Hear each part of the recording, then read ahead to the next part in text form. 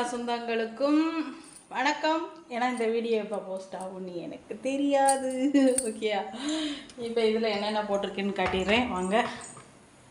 இதில் வந்து 3 முருங்கைக்காய், ஒரு 5-6 கத்தரிக்காய், ஒரு பெரிய பல்லாரி, ஒரு 4-5 பச்சை மிளகாய், தக்காளி அம்பட்டையும் கழுவி இதில் போட்டு சத்தி இருங்க வரேன். அந்த மசாலா காட்டிக்கிறேன்.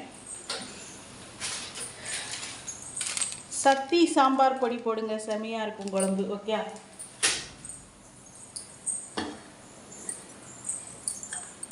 அடுத்து வந்து இதில் வந்து பருப்பு, தோரம் பருப்பு, வெள்ளைப்பூடு, பெருங்காயம் போட்டு லைட்டாக பச்சை மிளி லைட்டாக மஞ்சள் பொடி போட்டு வேக வச்சுருங்க.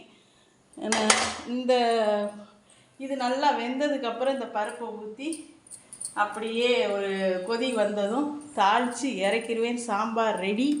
இங்கே பாருங்கள், சாப்பாடை வடித்து வச்சுருக்கேன். இது நேற்று வச்ச சிக்கன் கிரேவியில் கொஞ்சம் இருக்குது.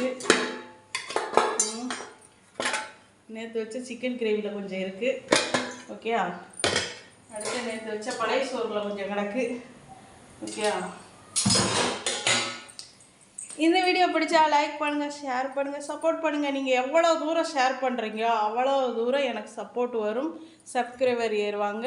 திருப்பி எனக்கு ஒரு லைவ் ஆப்ஷன் மட்டும் ஆன் ஆயிடுச்சுன்னு வச்சுக்கோங்க. டெய்லி லைவ்லேயே பழைய மாதிரி சமையல் வீடியோ போட ஆரம்பிச்சிடுவேன். ஓகே, பாய்.